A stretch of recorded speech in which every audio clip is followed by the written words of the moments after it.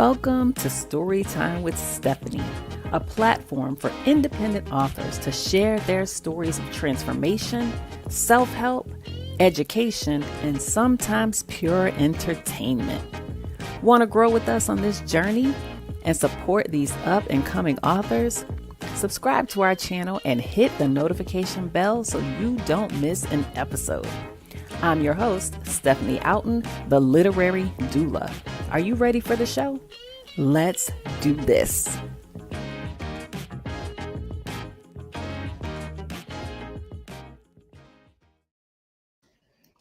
Hello. Greetings, everyone. It's Stephanie Outen, and I'm so excited to be back with you all for episode 2 of season 7.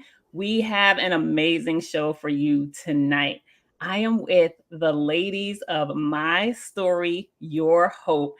This book is powerful, it's transformative, it's inspirational, and I'm so excited to have the visionary with us here tonight, Dr. Michelle Kindred. Dr. Michelle, are you with us? I am. Hello, Hi. welcome.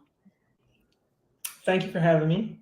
Thank you for being here. I want to share a little bit about who you are, and then we are going to chat a little bit and invite some of the ladies from My Story, Your Hope to be with us. So, everyone, Dr. Michelle Kindred's inner beauty centers on giving and loving Christ. Academically and professionally, she is an educator, author, freelance writer, substantive copy and contributing editor, and intentional life and therapeutic writing coach. As a professor of education, leadership, and science teaching methods for master's and PhD level scholars, she teaches mentors and supports new teachers and principals through field supervision and guidance in unveiling their true potential and making a meaningful contribution to the field of education. Most of her work is based on her passion for listening to and motivating Black and marginalized educators to overcome the unconscious barriers that impede their scholastic capacity. Now, Dr. Michelle, it sounds like what you do academically also spills over into what you just did with this book, this powerful anthology, My Story, Your Hope. So I want to hear a little bit from you about what made you decide to write this anthology, to bring this anthology together and bring these dynamic women to be called co-authors? Well, it's a variation of a lot of things actually, but the main culprit here was a voice of God. I mean, trying to get my attention for some things. So when it originally started, I had taken a retreat. Cheryl Magazine has a retreat every year. Elite ladies are on this trip. And so from that, I met a lot of wonderful women. And I'm thinking, oh, wow, these ladies have it all together. Oh, my God. So through some mindful training that we had when we were there, I learned a lot more about these ladies and a lot of deeper connections to these ladies. So as I continue to be nudged by a guy like, hey, you know, you're supposed to be doing something, you're supposed to find your purpose, get up, do what you need to do. I'm like, I don't know what to do. I really don't know where to start. And so he was like, tell your story. And I'm like, what story? And I'm like, my story? Like, what part? What are you talking about? And so it was more like, you know, I have many friends and wonderful ladies that I've met whose stories would be far more impressive, right? And so he's like, it's not about that. It's about the impact and hope that you're going to bring when others hear your story. So get up and do what you need to do. And so I often reflect on what one of the pastors I heard say, be obedient. So what if the speed of my obedience determined the speed of my overflow? And so I was like, all right, I got it. I need to do this. So I go back in prayer and, you know, through all of that, you know, long story short, I decided, yeah, I'm going to tell part of the stories that I have, but I also want it to be a collection of more stories because it will reach more people in various avenues of their lives. You know, it's so interesting when you say, you know, kind of like, well, who would want to hear my story? Or is my story powerful enough? Is my story transformational enough? And I believe that so many of us, especially those who have shared our personal testimonies, have felt that, right? Mhm, Because mhm, we walk around, and you talk about this as well, sharing, we walk around wearing our masks. We are successful. We are considered these strong, powerful, dynamic Black women. And people see us and they think, oh, you have everything together. And you have all these things that are going on or things that you've walked through, but you don't feel worthy enough to share your story. You don't feel like your story is powerful enough. And you're like, oh, well, I know these other ladies that their mhm. story is more powerful than Right. mine. Let me tell you something. Every story in here, every chapter is powerful because the women who wrote them stepped into their power and their courage to be able to share the stories. So that's one thing I want to say is congratulations and thank you. Thank you for being courageous to share your own story, but also to bring these women together. And I want to share this from the prologue of your book. You said, I knew I needed to be obedient, even though I wanted to dismiss the thought. Being human, I questioned God, saying, why would my story mean anything to anyone? I'm probably the only one who thinks what I've been through is significant. But God revealed to me that I was not alone in my feelings and that many strong, educated, beautiful, and successful women have stories to tell. And it's important for others to see that even if the journey may seem desolate, the results can be strengthening. Like me, many of us wear masks and keep up appearances so that no one knows what we're going through. Pushing past the hesitation, I said yes to God and yes to the project. And I am so grateful for you saying yes to God and yes to this project, because what you did was you allowed so many of these women that shared their stories, but also the people that have already read this phenomenal book to be able to heal in so many different ways.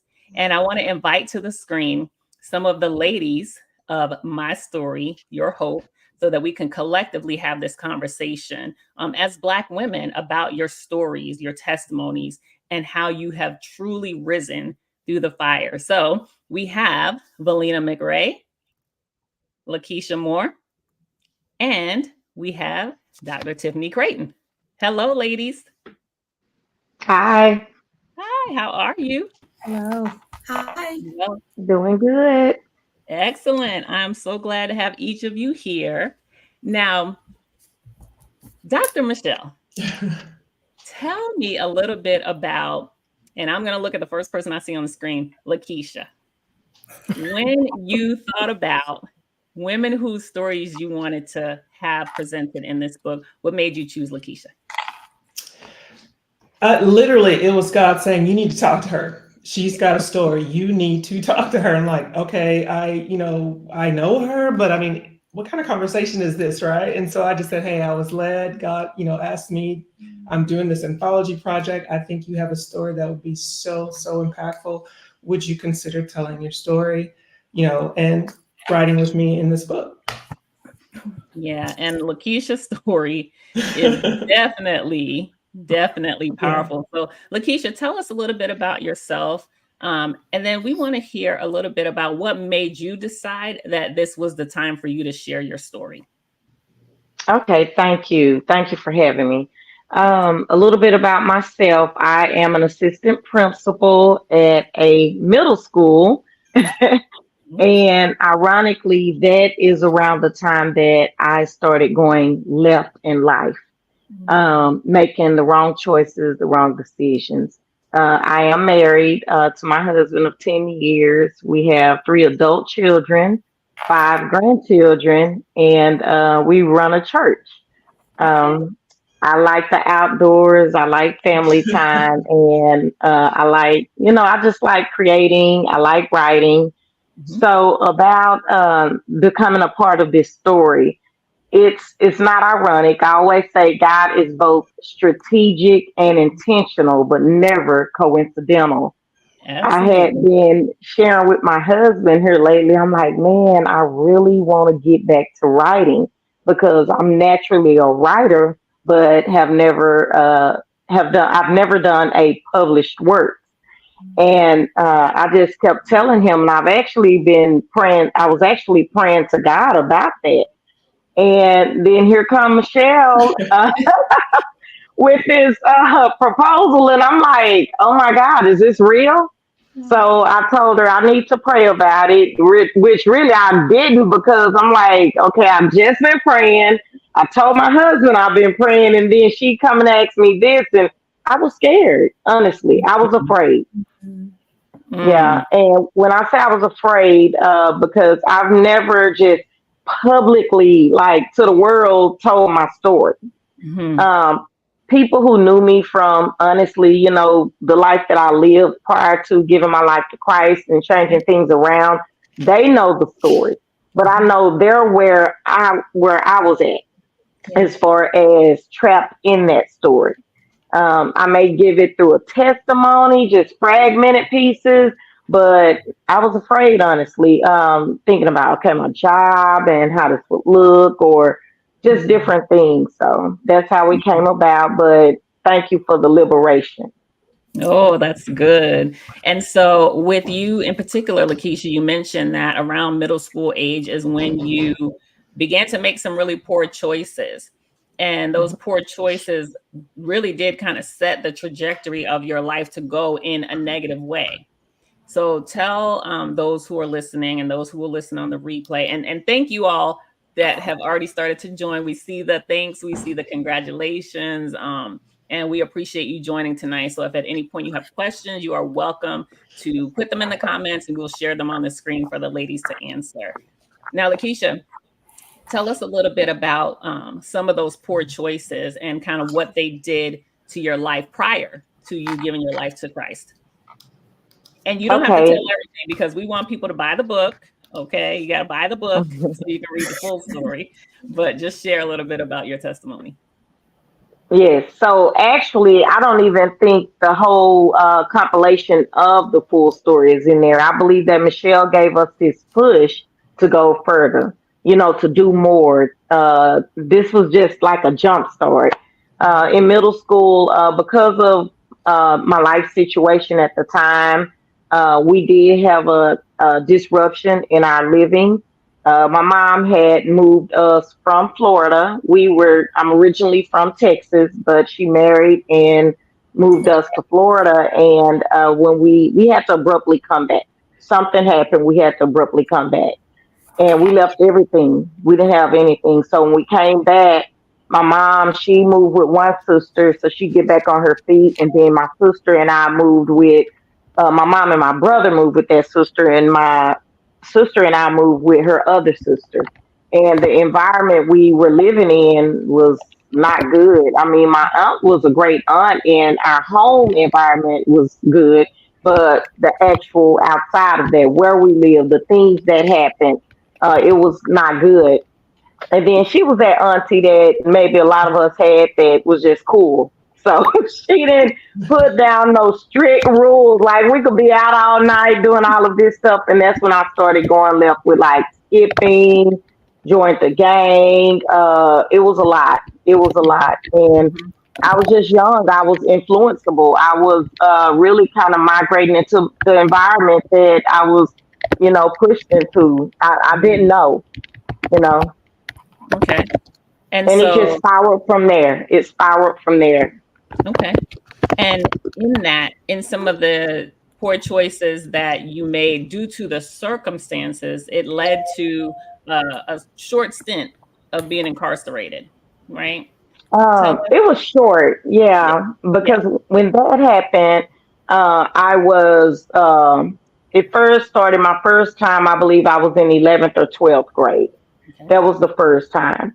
And then hadn't learned my lesson yet. By that time, I had left my mom's house. I was pregnant, living on my own my senior year with a roommate who was pregnant as well. And we were both seniors. It was really by the grace of God and Him touching people's hearts. Because I remember my principal at that time had said to walked us into the counselor's office and said, "I need these girls to graduate. Let them only take what they need to graduate." So we literally took two classes that were left for us in order for us to graduate. Hmm. And at that time, after that, I think I went to jail two more times, but because I violated my probation, I had to do 60 days in the county jail. So it wasn't prison time, it was Yeah. county time, Right. which that's too much time. Yeah. Don't even go for a ticket. There's enough I'm not time. going back there unless I'm going to minister. That's right. That's right. Yeah. All right. Well, I want you to share. I'm going to move on to Valina, but I'm going to come back to you because I want you to be able to share that turning point and what got you to the place of giving your life to Christ and really changing your life. So we're going to come back to you, but I want to talk to Valina a little bit about her story. And again, all the stories were so powerful, but there were certain stories, and I'm going to try not to cry right now, but there are certain stories that um, just hit me in a certain way, and Valina's was one of those stories. And so I talked to Dr. Michelle, and I said I definitely want her to be on with us because, and she knows I talked to her a lot about your story, Valina, because I don't know, it's just like my heart was just like really hurting for your story. So share a little bit about who you are and just give us a snippet about the testimony that you share in My Story, Your Hope. Okay, hi.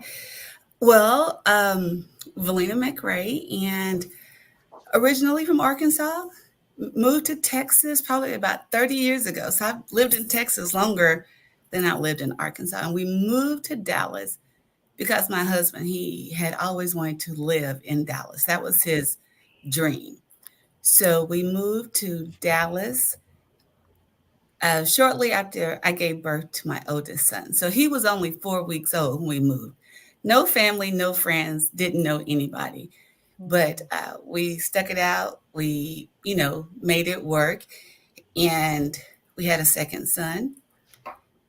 Then probably the second son had graduated from college. Both had graduated. The second one was at home. The first one was off doing, making his way into the world. And we're looking at each other like, hey, we've done our job. We're Yeah. getting ready to do whatever it is grown folks do when the kids leave. Even though we had the youngest still at home, he was, working and everything. And so we were just doing, being empty nesters, so to speak. This was truly something out of the blue that was not expected. Um, I think I was on a meeting, conference call that night, and the youngest one was doing something, and my husband was on his computer, on his laptop, in his man cave, so to speak. I went upstairs to do something, and normally when I'm going upstairs, we live in an older house, so you hear every footstep, you hear everything. And normally when I go upstairs, he's like, "What are you coming up here for? What do you want?" Because he thinks I'm, being doing wife stuff. I need you to do something. Do this, do that. And actually, I think I was. He didn't say anything, and I peeped in the room, and he was just sitting there. And I was like, okay, he's gonna act like that I'm not up here. I thought he was, just playing around. And he didn't move. He didn't say anything, and he was just sitting there normal. And it, like I said, it was in the blink of an eye. He was talking. We thought he had sat in his chair and was taking a nap, but actually, um, he had ventricular fibrillation. Is where just the heart just kind of stops. The beating doesn't connect. So we called the ambulance, and the ambulance is on the corner. The fire station is on the corner from our house, and they were there in a matter of minutes. And 5 days later, I think it's in the book, but I didn't go into a lot of detail. And actually, I wasn't going to write, but because I love Michelle so much, and she's such a fabulous friend, and I trusted her, I decided to write. And I did quit every week, but Yeah. she gently nudged me to make it through. And I wrote about it, and it's still a little tender, even though it's been a while. But it was right before COVID, so for me, because we had the funeral, and 2 weeks later we were on lockdown. So for me, even though COVID was a bad time, I relished being in COVID. I relished being by myself because I could be by myself and Yes. work through it. But it was kind of bad too because I was by myself Yeah. and I didn't have to, I had the youngest son there and I didn't have to talk to anybody. People didn't have to come over or whatever like that. And so yeah, that's I'm not sure what else you want me They to. need to read Yeah. it. Look, they will read it. That's why I only want you to give snippets of it. Oh, I'm But sorry. no, no, that's okay. I think one of the reasons why your story hit me so deeply is because my oldest brother passed away suddenly like that too. He was hmm literally just sitting in his bed watching hmm a football game, and his Right. son, my nephew, came home, and he thought he was just like sleeping. Sleep. Yes. He thought he fell asleep Exactly. watching the game, and left him overnight because my nephew had to go to work. It came back, and he was in the same position, and that's when he realized that he had passed away. And so hmm your story,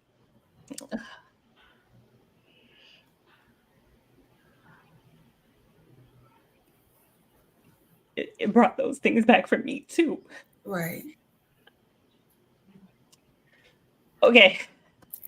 It's Um, it. Well, I didn't think that my story would touch people, and I told Michelle that. I said my story is nothing. mm, It's it's nothing.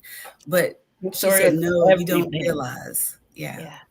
You don't realize because you don't know who's going to read that story. You don't know what they're Right. walking through at the Right. time that they're reading that story. It's just like hmm Lakeisha's story and Dr. Tiffany's story. Like you all's stories meant so much to me because I could see certain things about my own life in your hmm stories, right?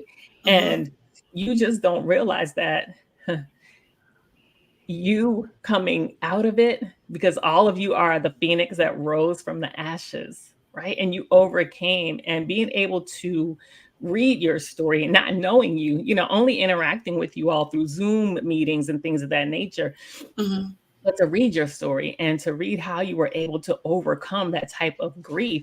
Sharice says, you all are so amazing and so strong. I'm very proud of you. And that's how I felt. It's like, oh my God, like to see that, because I grieved. I was in a state of mourning for, well, like probably 2 years, you know? Yes. It takes Yeah. It takes time. time.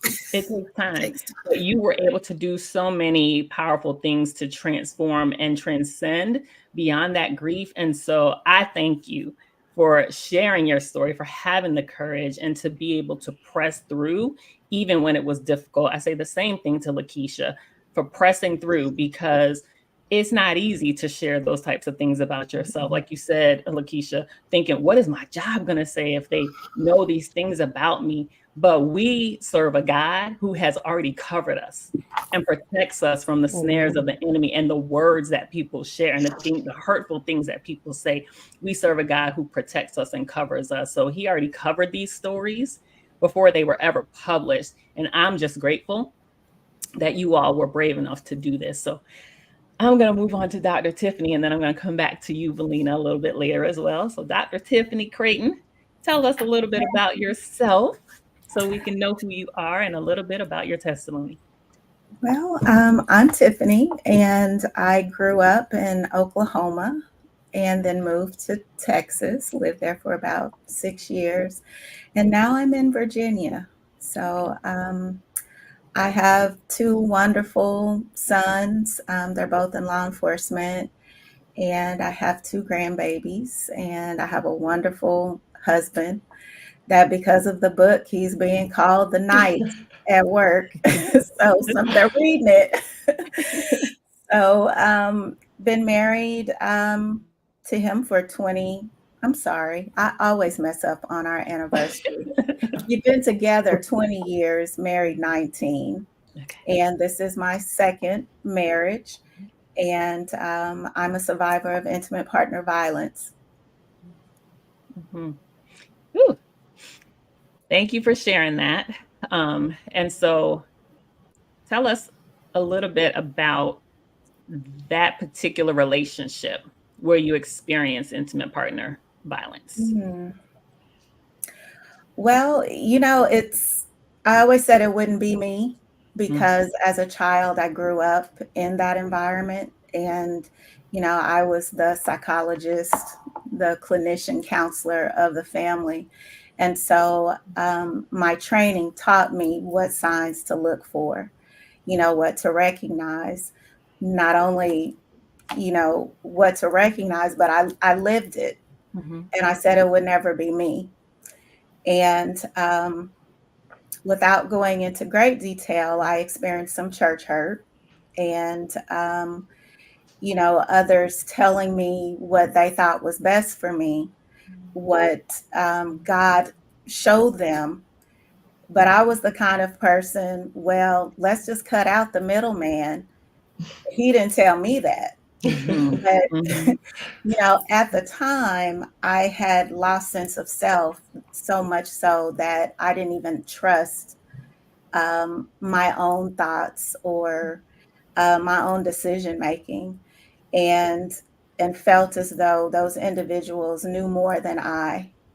And I trusted what they shared with me because I thought they were wiser than I. Yeah. And so I made some decisions that I can say clearly didn't make sense because my ex-husband struck me before we became married. And I remember going to them and saying, look at this. Is God still saying to you that he is my husband? And they said yes. And I knew in my gut, no. But again, I was so far into it that I didn't know how to get out.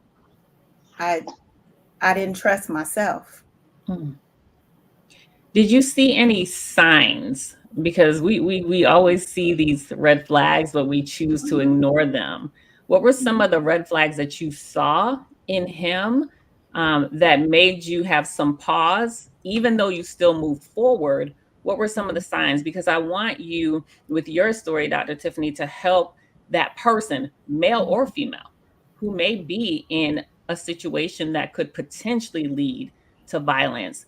I want them to recognize the signs so that they can make the best decision for themselves regarding exiting that relationship before it goes too far. So, what were some of the things that you saw prior to moving forward with marrying?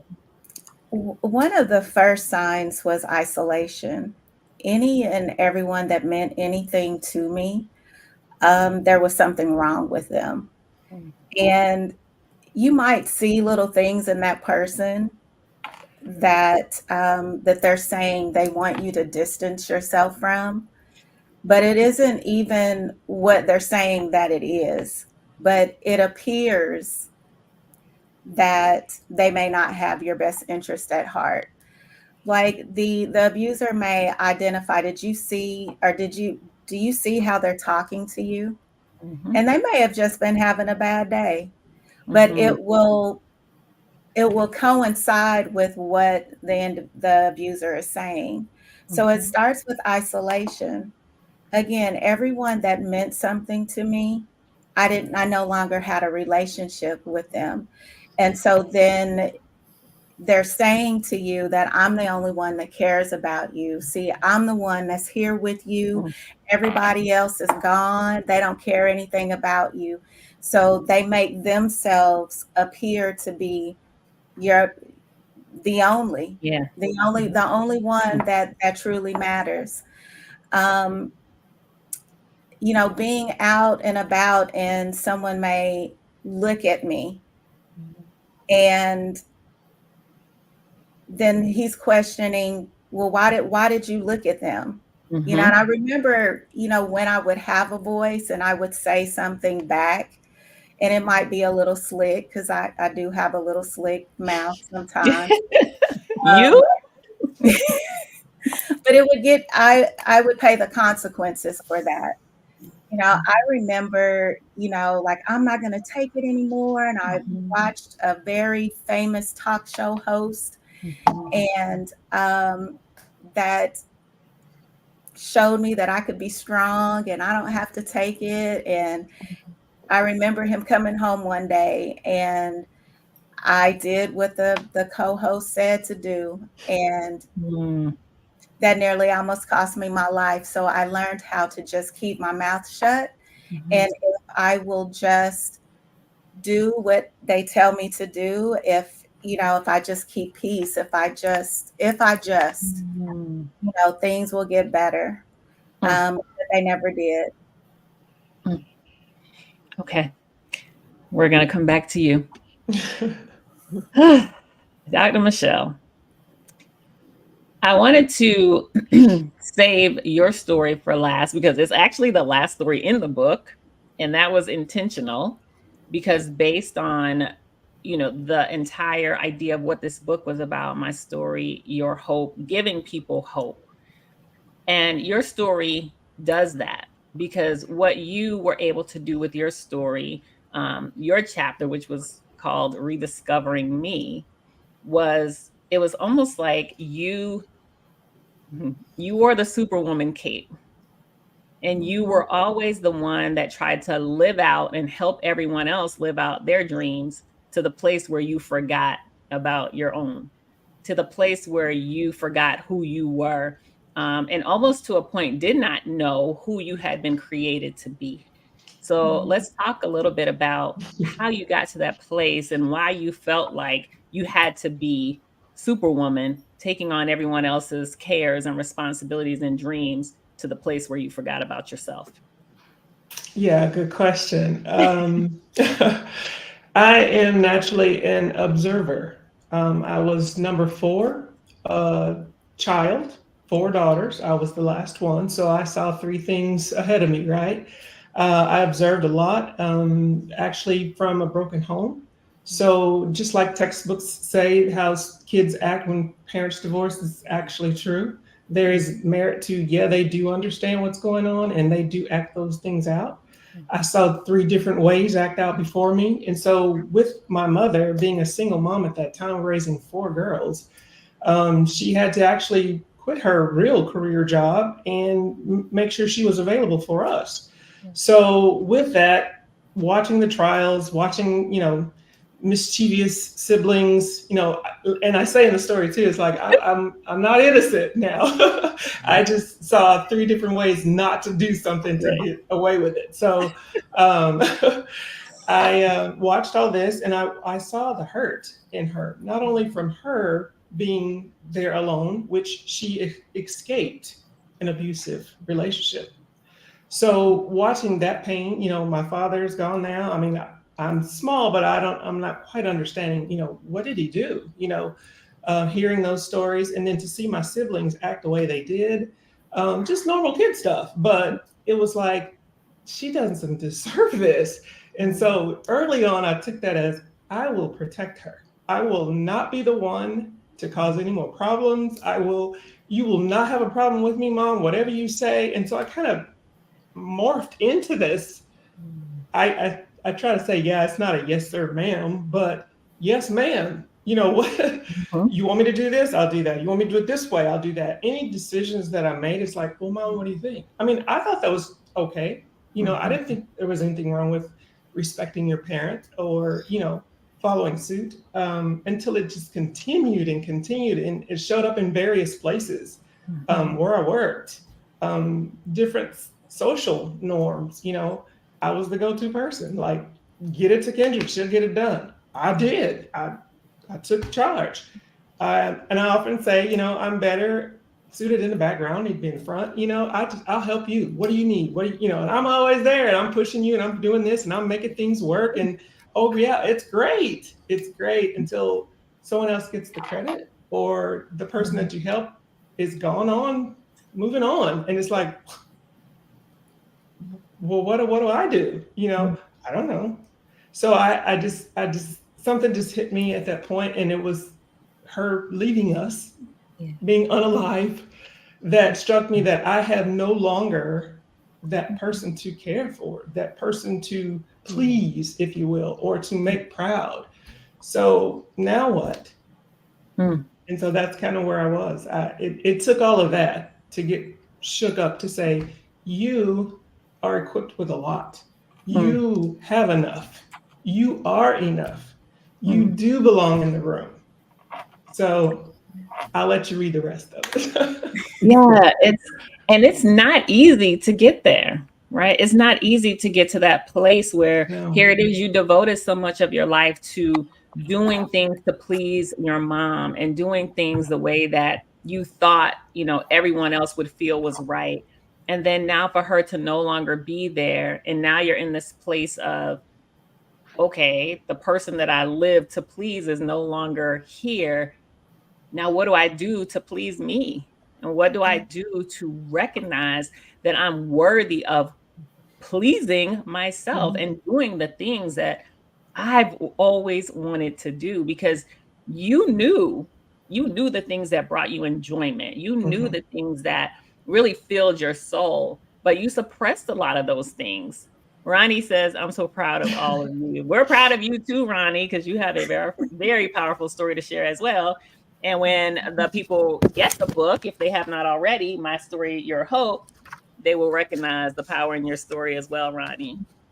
But what were some of the things that you did, Dr. Michelle, to get to a place of recognizing your value and your worth and being able to step into the things that you felt you wanted to do and desired to do with your life? Well, first of all, which was a struggle, is I had to learn to say no to certain people, Mhm. to certain things, to certain requests. And Yeah. it was not easy, not just for me to not to say no. I'm like, I don't want them upset. I don't want to see them fail because I could easily just do it. And it was like, I just had to say no. And it Mm. came with backlash, Yeah. it came with loss of friends, it came with a lot. But seeing that I could say no, and I think I even called my sister and said, I'm going to try out saying no, and then I'll call you back and tell you what happened. So when I did, it was like, oh my goodness. At first, I got sick to my stomach. I'm like, oh my God, oh my God. And then once it came out, I thought, okay, I did it. And I Mhm. thought that was it. But then the person that I said no to circled back and said, I just want to re examine what you said to me. So now Like, I had wait, all what? this anxiety all over again. It's like, oh, maybe I shouldn't have said that. Maybe I should just let things go the way they were. I should have just stayed in my lane, Oh, that helpful lane, which I've then realized that some friendships and some things you don't need. If yes. that's the only thing that they need from you, it's always needing something from you versus being needing to be there with you. So I just digested it. It was, and it's still hard. It's still Mhm. hard. Sometimes I'll just say, I'm not going to be able to do that, or let me show you how. Yes. So Yes. Let me yeah, stop and then doing I it just for you and teach you how to do it teach you yourself. how to do it. Yeah. So, and that was what it was. I just started being that teacher in me, instructing you, showing you this is how it works. You too can do this. It's not patent. It's not. There's no. You don't have to go buy it. I'll show you what to do. So that, and then starting to think about what do I really want to do? What do I really like? What things bring me joy? And little by little, I just kind of started doing them. And not listening to, well, why are you doing that? Because I got that. Why are you doing Yeah. that? Why are you Mhm. acting like that? What? Yeah. And I just got silent. Like, I don't have to justify my no. That's So, right. and yeah, and it's still a struggle. I'm still growing, and I like to tell my co-authors, it doesn't go away, but you do get stronger, and you still move forward. You don't stay stuck. And so Yes. I am loving me and loving things that I'm doing, and it's a growing task every day, but I love it. Oh, thank you. Thank you for sharing that. Rita says, thank you, co-authors, for sharing and helping the bruised and broken hearts. And Rita is one of the co-authors as well, who's her story as well had me just torn up, like torn to shreds. I'm like, what is Michelle doing with these ladies all in one book? This is like torture because I'm like, when I start to cry, like my sinuses take over. I can't breathe. I'm choked up, and I'm like, I am being destroyed by these stories. Like, what is happening here? But the great thing is that there was so much hope, hope by the time you got to the end of these stories. And that was the whole goal, for you all to share Mhm. your stories, to give other people hope. And so I want to turn back to Lakeisha and talk a little bit about what was that turning point in your life? What was the thing that made you finally say, enough is enough? I'm done with this way of life. I'm done with these poor choices. And I have to get to a place of being who I was always destined to be. Mhm. So I realized that this life is spiritual, right? There's no in between whether we're choosing the good or the bad. And right around the time that I found out I had to go and do 60 days, God started revealing himself to me. And it was in ways that I never even imagined. I mean, like strangers would just prophesy to me like out of nowhere, not being in a church or nothing. I could be back then at a payphone, and things just started happening in my life that I couldn't explain. And I was at a really, really low place. Just think of this. I'm young. At the time, I had two kids, and just I was on housing at the time. I've always done hair, but I've never made enough money to where I could just become fully financially independent. I Mhm. was trying to get there, but it was just hard. And just finding out that because of my choices, I wasn't a victim. These were my choices. I'm about to have to leave my kids. Yeah. And am I going to lose my housing, lose everything? And then if I did, how was I going to recoup that? Who was going to keep my kids? So in the midst of just that time space, God just starts sending people speaking prophetically into my life, and just resources, putting them in place to where everything would be okay. And while I was in there, this is the biggest revelation, y'all. I have to tell this. I want y'all to buy the book, and I'm not going to tell it all because it's way more than this book. But I've done a lot of things in my life, so what I put in that book is just a snippet of the thing, just a small snippet. However, what landed me there when I went in to, they call it the Nord Tower, which is the worst one you can be in. They had murderers in there. They had women in there who killed their own kids. They had, I mean, like, and I'm like, I was still in clothes. Why am I in here? you know, something like that. Apart from that, it wasn't that frightening to me because of my surroundings on the outside, what I lived in, and some other things I had been exposed to and done. But this particular thing, and when I went in, I had an orange jumpsuit going into that tank, that place, and I noticed everyone else was in a white jumpsuit. And I said, I'm like, why am I in an orange jumpsuit? And these people are in white, and what I did and what they did is, not comparable. Mhm. And the guard said, we know you'll run. And I'm like, what? Mhm. So that was that was a revelation. And I'm like, I got in there, y'all. I mean, I had a fight. And it was crazy. It was like God was showing me this is not where you're supposed to be. You're Mhm. not supposed to be here. So I got a good chastising. He kept his hands on me, Ooh. but that was the awakening that I needed. So, got coming out of that, I did not give my life to Christ immediately, but the scale started being removed. Mm. The I started being open more to God is real. I Yeah. started reading my Bible in there. I've never took out time to read it, but I actually started reading it, and the Spirit directed me to the book of Proverbs, and that's what I started reading. And getting out, once I got out, my life just started going in a different direction, and that's when the enemy of my salvation and of my mission sent a totally different thing my way. So, Tiffany, I can relate to where you've been because I've been there. not the physical aspect towards the end of my ex marriage. It was about to turn physical, but it was 11 years of emotional and mental abuse. So it's like I had this set of things going on when I was a youth, and when I made up my mind to turn from all of that, it's like Satan was like, okay, now yeah, I'm gonna send something else her way. Mm. And I landed myself in something very similar to what you had dealt with. And it's so And interesting. I'm sorry. Go ahead, Lakeisha. Go ahead. I was gonna say during that time is when I gave my life to Christ. During Mhm. that time that I was in that situation that Tiffany was in. Mm. It's so interesting. It's like the enemy knows, right? It's like, let me just keep compounding these issues. Let me Yeah. just keep Mm. putting something and more and more and more on her or on him, because at some point they're going to break. But in each of your situations, you did not break.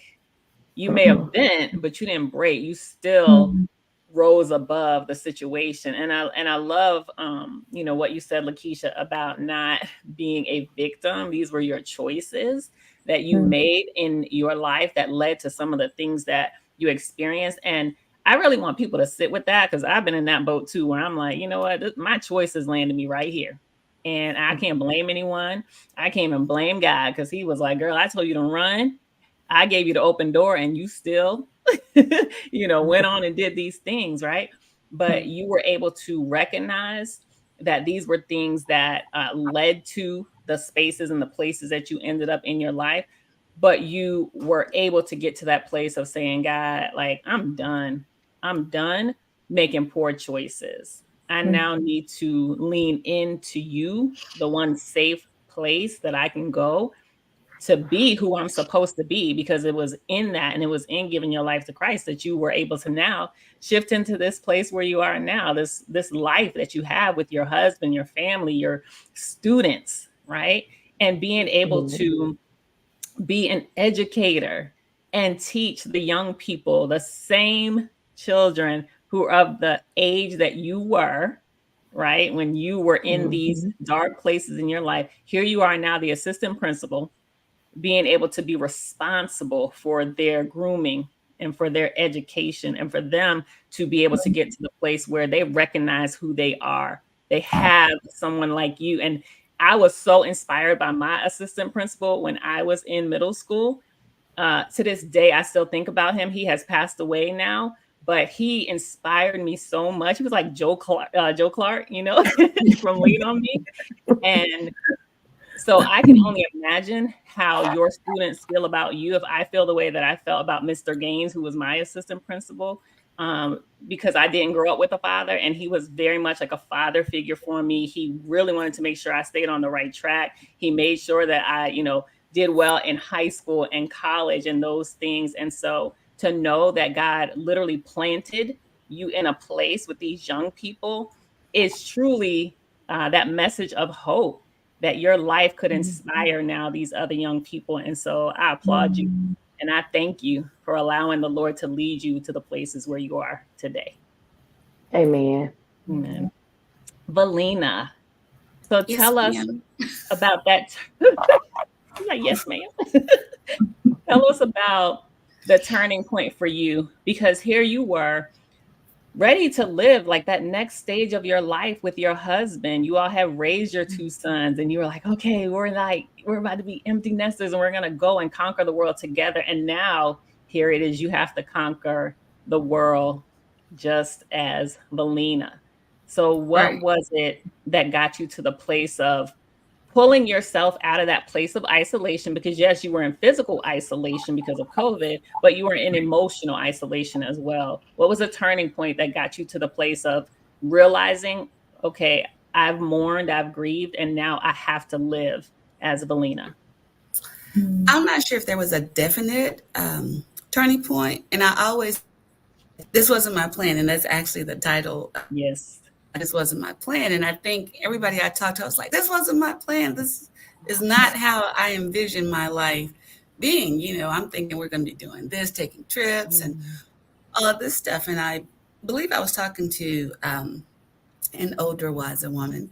And she said, okay, well, no, that wasn't your plan, but it was God's plan. Mm. And, I had to let that sit there because I was mad at God, to Yeah. tell the truth. I was mad. And so it's like, I don't want to hear about his plan. you know, Nope, not at all. that is no, because I had it written out. This is how it's supposed to be. And he's supposed to be following my plan, not me following his plan. So I had to come to grips with God is always right. And, praying about it and um, just working within myself, coming to terms and looking at other women who found themselves in this same club that they didn't ask to be in. We didn't apply for membership to Yes. be in this club. But once I looked at them and saw that they were still living fabulous lives and doing things, I was like, okay, well, maybe I can do stuff on my own and pray. And I did pray for a new circle of friends. Not that I didn't like the widows, I still like them and learn from them, but I asked for a group of women who were doing things, who were going places, who were blessing others, and who I could learn from, and that maybe I could teach them something. God did bless me with a new circle. I call them the butterflies, or we call each other the butterfly group. But I love it. we are there for each other, and we learn and we grow. And I thank God every day for these women because I see things that they are doing. I'm like, I want to do that. They're helping me grow and to stretch my mind. And they're all different stories. So everybody has a different story, but you just keep walking and you have faith. And every day I'm like, okay, God, what are we gonna do today? So I love that. It is a daily walk, and it's a daily yeah. faith walk that you have to take. But you are definitely taking those steps, and you're definitely taking that walk with such a level of grace. I can see it on you. It's just a Thank level of grace that you have. And so, again, I'm just so inspired by you and your story and the way that you've been able to, like a butterfly, just have your metamorphosis and be in this place now where you can just love on Melina and explore all the things that God has for you in this next stage of your life. So I thank you for sharing your story. And I thank you for living in hope so that you can give other women or men who may lose their spouse hope as well. So thank you, Melina. And I've been seeing all these comments coming up on the screen. Y'all, I'm just so deeply I'm so deeply into talking to these ladies. So I do see your comments. They do not go unnoticed. Thank you all for the encouragement, the things that you all are sharing for these beautiful women of God. Rita says, as co-author, I have learned a deep level of trust through Michelle, you, Stephanie, and the co-authors. We are connected forever. And yes, we are. Because Felt that. there's so much more to each of your stories, right? And there's so much more hope for you to give. And that's something that I want to talk about kind of a little bit later, but I do want to talk to Dr. Tiffany and talk about her turning point. And thank you, Danette, because I see all your comments coming up. You said you ladies are phenomenal and your stories will bless so many. And Johanna said earlier that we love you, but God. So thank you for all these amazing comments.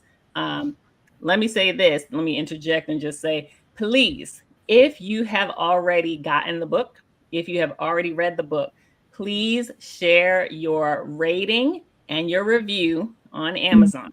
It is important. It is essential because those ratings, those reviews is what allows the book to continue to stay on the charts. It allows people when they're searching for books with topics that are in this book to be able to find the book easier. So we want to see your reviews. We want to see your ratings. Please share because it just means so much. to these ladies, to be able to know that their stories have inspired you. And so please, please, please go ahead and go on Amazon, rate and review the book so that these ladies know how the story has inspired you. Okay. Mhm. Dr. Tiffany, what was your turning point? Because when people read, I mean, j- first of all, the way you start your chapter, I was like, Lord Jesus, let me get the tissue now because I'm about to be undone by this Mhm. story. Okay. So, based on what you experienced Mhm. um, in this tumultuous relationship, Mhm. this very, very abusive and violent relationship, how did you come out of that? Because literally, there is some woman, and she's probably watching right now, that Mhm. is in the exact same situation or very similar to it. Mhm. And she is afraid. She's Mhm. afraid to try Mhm. to come out. Mhm. So help her. Help her. When you said what was the turning point, I'm like, which one? Because it's still evolving. Mhm. Um, this book was a pivotal turning point, but getting out of that relationship, the very two little people that I was staying in the relationship for, are the very two that saved me. Um, I didn't have the strength to make the decision on my own. Um, but because of my sons, I decided to get out. Mhm. Um, my youngest was was beginning to be able to articulate the things that he was seeing and mimic them in daycare. And so, what I did not want to happen was for me to be responsible in raising two men Mm. that would eventually do the same thing. And so they gave me the strength. Mm. Um, and I mentioned it briefly in the book, um, and what I did to position myself so that I would be able to provide for them. Now, I would not recommend that for everyone, but I knew what I had to do in order to be present in their lives. Mm. But what I have to share with you was that I was not prepared Mm. um, for what came next. Mm. And what I mean by that is I thought, and this was a recent revelation of mine, is I thought that I had broken the generational curse of, Mm. what was going on in our family because I left. Mm. And but I hadn't. When my son married into a relationship that was volatile as well, um, I had raised them both how to be gentlemen, to show chivalry, Yeah. to never raise their hand, to not speak disrespectful to another woman. But what I realized is that I didn't teach them how to recognize the signs Mm. because I never thought that was even a thing. I didn't know that abusers came in female form also. Mm. But narcissist comes in all forms. And Yes, God. so um, the other pivotal point for me was this book. Mm. Um, and I share that because I felt as a clinician, I had done my own work. I teach my emerging clinicians and counselors to do the same thing because we walk into this profession as wounded healers anyway. Mhm. And so I had done my work, 18 months worth of work. And so when Dr. Michelle presented this, I didn't think it was going to be any problem. Mm. I honestly thought that I could just share the surface of my story, be protected, from any kind of shame or of embarrassment of being in this profession, because we're supposed to be the experts and have all the answers. Who's going to come to me if they know that I too have been a victim? But when you surround yourself with people that want to see you win and they want to see you heal, they want to see you become better, and they say, no, no, no, no. There's more to this story. You can't just give me just a little bit. You're going to have to give me all of it. And I knew what I was doing when I submitted it. And I just thought I would be able to just kind of, skate by and save face. But that was a pivotal point for me. So with that pivotal point and being able to break free and being able to fulfill the promise that I gave to God if he spared my life, Yes. I am now walking out that promise, that purpose. And that is the pivotal part, because that's when that generational curse, I know now beyond a doubt, that it's been broken. So this too has been a pivotal point, not just for me, but for my family. Whew. Look, let me tell you something. That thing about generational curses is so real, right? And we will be trapped in generational bondage if we do not recognize the root of these issues and patterns, right, that show up in our lives or in the lives of family members. And when you recognize it, and when you are able to do the work from a spiritual perspective, because it's not even carnal, you got to do work from a spiritual perspective. You got to get down and do that soul work to be able to identify and then be able to break it, cut it off at the root so that it never has an opportunity to continue to persist in your bloodline.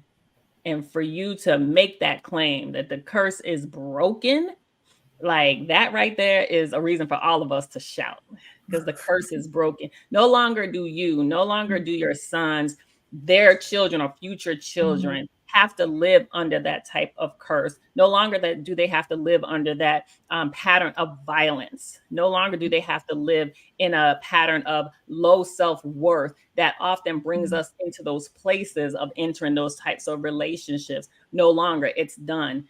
And so I thank you, Dr. Tiffany, for doing the work, the soul work that it took, the 18 months that you spent doing the work, but the continuous daily work that you do through prayer, through seeking God's face, through getting on that prayer wall, right?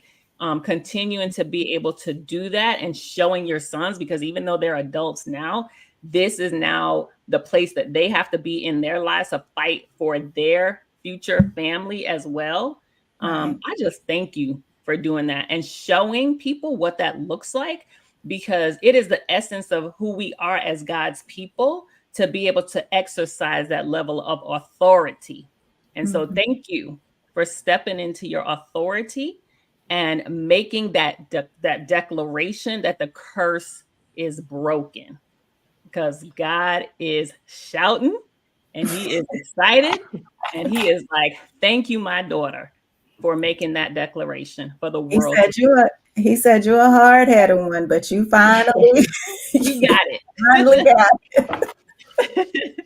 I saw Ronnie had a comment up earlier. It said, Tiffany, your armor of God looks good on you. And yes, it does. Yes, it does. Your armor I had looks some beautiful women around me that helped put that armor on. Amen. Amen. That's what it feels like to have a powerful group of sisters. Well, because I know y'all were praying for each other. I was praying for y'all through this process. I was like, Lord, cover Well, I and was keep mad them. at y'all a few times. I'm not going to. It was sugar and sweet all the time. I know. I had lots of conversations with Dr. Michelle. I was like, get on them anyway, because there's more. And I am so grateful that she stayed on you all, because what was produced from that, and what was produced from her prayers and her tears, right? Because she was praying for y'all every day. She was crying her heart out for you all every day. She wanted this. This wasn't even about the book for her. This wasn't about this wasn't about the book for her, right? She knew the level of healing and breakthrough that needed to take place for each and every one of you. And that was her desire. And Dr. Michelle, mission accomplished. Mission accomplished. Yeah, it was long hours. Yeah. And they are not joking about quitting. And I'm like, nope, get on Zoom. We're walking through this. Yep. Tell me the story and I will help you write. So that, that's where that therapeutic writing part comes. Just write, just write. Yeah. So yeah, it was definitely a journey. I even said, I'm not worried about the book. Yeah. I know God wants me to have this so others can heal. I'm like, Yes. if the only thing I get out of this is that others have heard these stories and they can connect and relate and are healed, then God, thank you. I've done the job. Yes. And you definitely did the job. So I want to give you the opportunity to kind of have the last say in regards to hope, and how someone out there right now who is listening and they need hope. They need to discover hope, whether it be through hearing these ladies' stories, hearing your story. They need a place of healing in themselves, and they need someone to encourage them that there is hope on the other side of their trials, their tribulations, what they're walking through, because they literally feel like they cannot go another day. I want you to give them that hope, Dr. Michelle. Well, I think where that comes from, Stephanie, is the fact that God has equipped me, and it's been there all along, to just hear and listen. And so through the process, and if you have a story, we all have one. My motto is just write. Start with jotting down a few words. Start with having a conversation with God on paper. Just write. Just get it out. Just start. So through the process of doing this, anybody out there who feels like they can relate to any woman's story in this book, that feels like there's more in there that I need to talk to somebody, or I need to, how do I just write? I don't know how to do that. Well, that's kind of the process that I took the authors through, is listening, hearing, and then repeating. This is what I hear. And just like you said with Dr. Tiffany's story, it's like, no, ma'am, I want to feel like I am in that room with you. Let me show you what I'm talking about.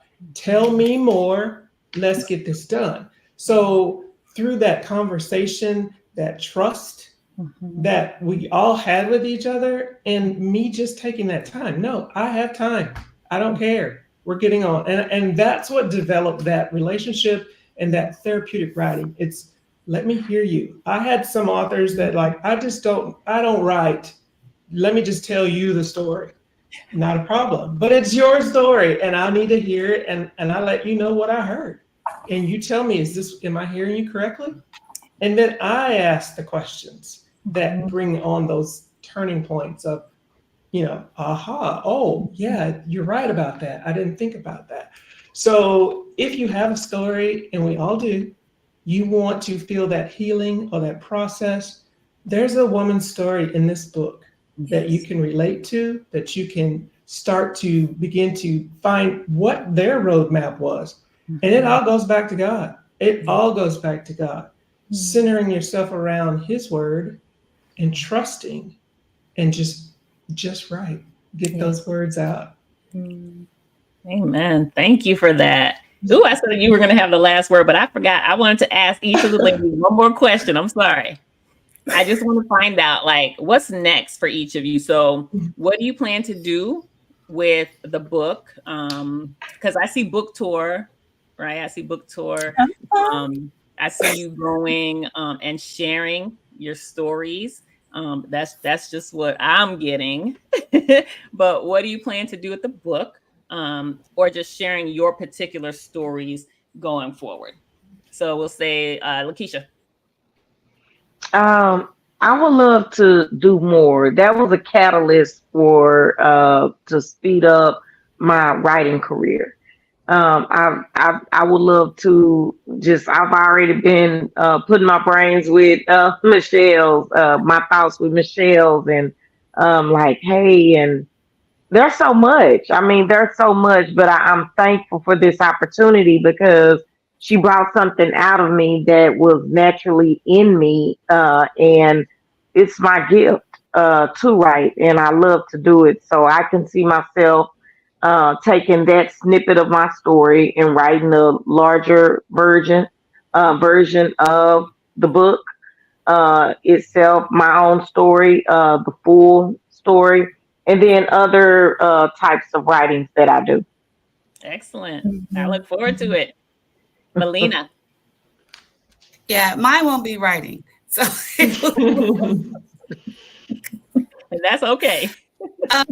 yeah, that's okay. I am not sure. I don't know, maybe speaking to groups of people about this and opening up more about it when the opportunity presents itself to share with other women that even though they've had this to happen to them, that they will be able to make it through.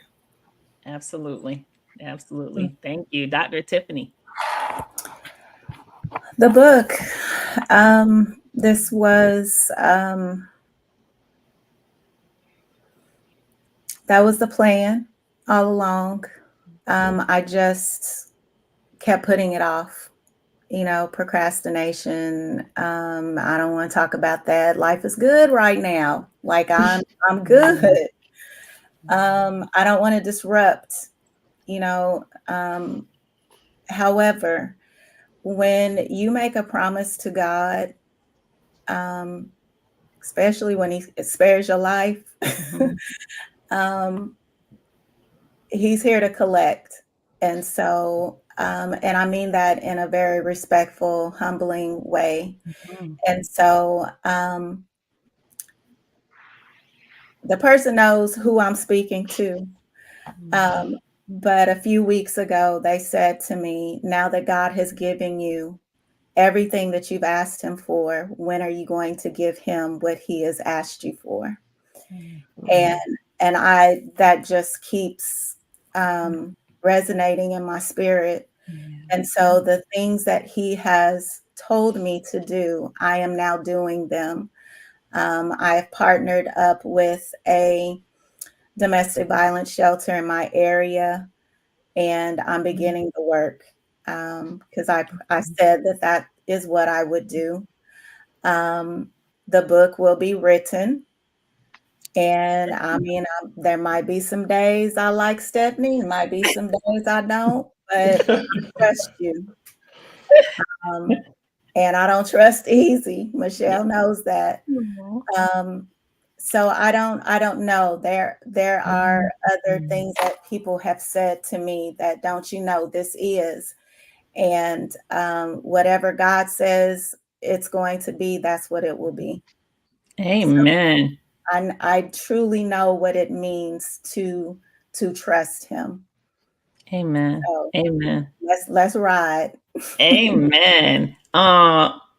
Tiffany has a bodyguard. She does. So, Tiffany, if you try to come at me in this process, I got a bodyguard. I'm so glad this is being recorded because I see just this vision unfolding, and I saw Ronnie. Yes, short films, 13 episodes. Book tour. Yes, right. So there's so much more that needs to happen. There's so much more that needs to happen. And you all who are watching live, who will watch on the replay, there are 13 stories in this book, right? So you're only getting a glimpse. And if you all have been inspired by just these stories, my God, like wait until you read the whole book. Okay, there's so much more. And Tammy, thank you. I feel comfort and peace right now. I am in the presence of such amazing women. You all are so beautiful.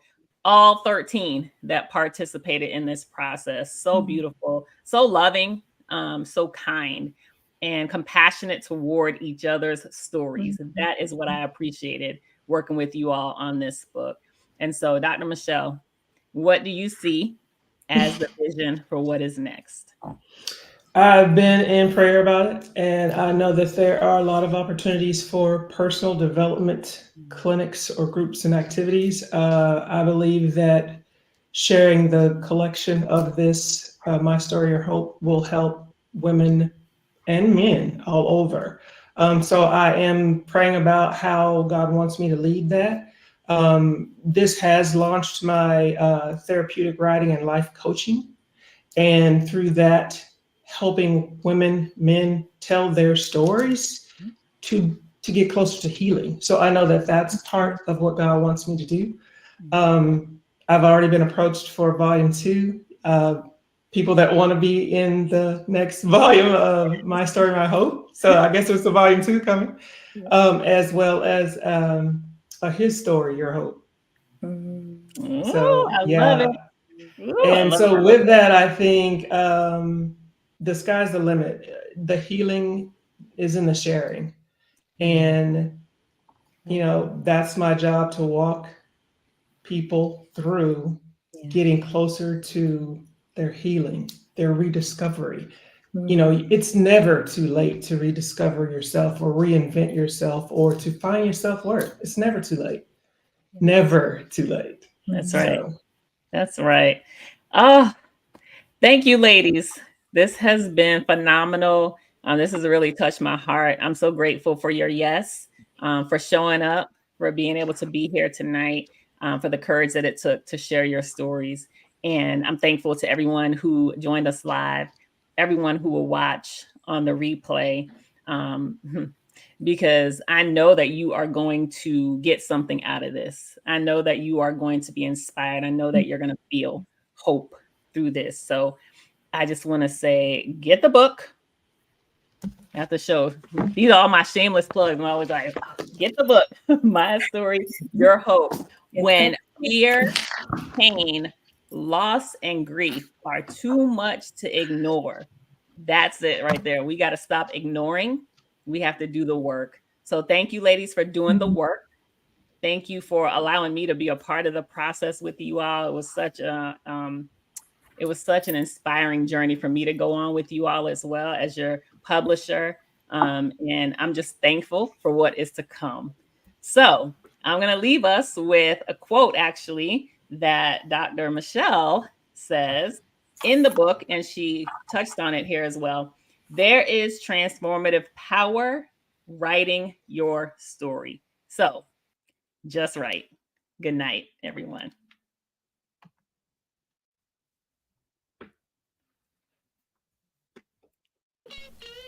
Thank you for joining us for this episode of Storytime with Stephanie. If you're an independent author and you'd like to be a guest on our show, email us at info@stephanieouten.com with your name, the name of your book, and why you believe you should be a part of our show. Also, if you'd like to support our show by sponsoring an ad, you too can email us at info@stephanieouten.com for more information. We'll see you next time.